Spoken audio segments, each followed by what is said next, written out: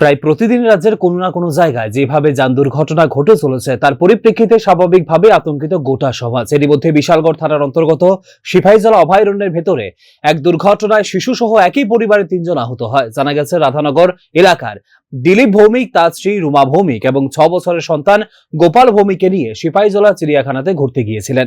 অভয়ারণ্যের ভেতরেই টমটমের সাথে একটি ওয়াগনার গাড়ির মুখোমুখি সংঘর্ষের পরিপ্রেক্ষিতে এই ঘটনা ঘটে বলে খবর।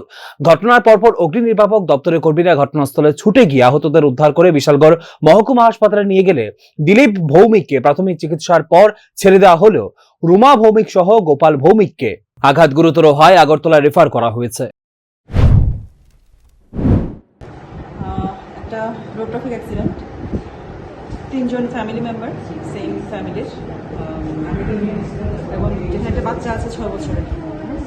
তো অটোতে ছিল ওরা, একটা মারুতি ভ্যানের সাথে কলিশন হয়েছে এবং খুব বাজেভাবেই ইনজিউর্ড হয়েছে। সত্যি কথা বলতে, যে হেড অফ দ্য ফ্যামিলি যে দিলীপ ভৌমিক, উনি যথেষ্ট কম ছিল, বাট বাকি দুজন অনেক বেশি হয়েছে।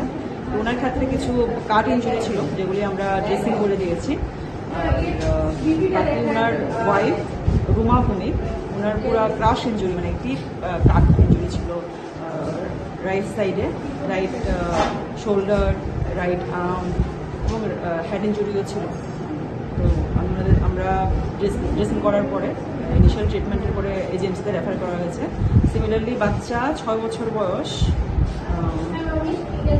বাচ্চাটার নাম হলো গোপাল ভৌমিক, ওরও রাইট হ্যান্ডে পুরো ক্রাশ ইনজুরি এবং ও আনকনশিয়াস ছিল।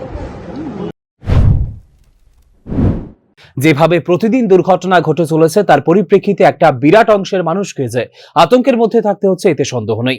একদিকে সচেতনতা, আরেকদিকে বলিষ্ঠ প্রশাসনিক পদক্ষেপ, এই দুইয়ের সন্ধিক্ষণে যান দুর্ঘটনা নিয়ন্ত্রণে আসুক, এমন দাবি ক্রমশ জোরালো হচ্ছে। Bureau report, news now.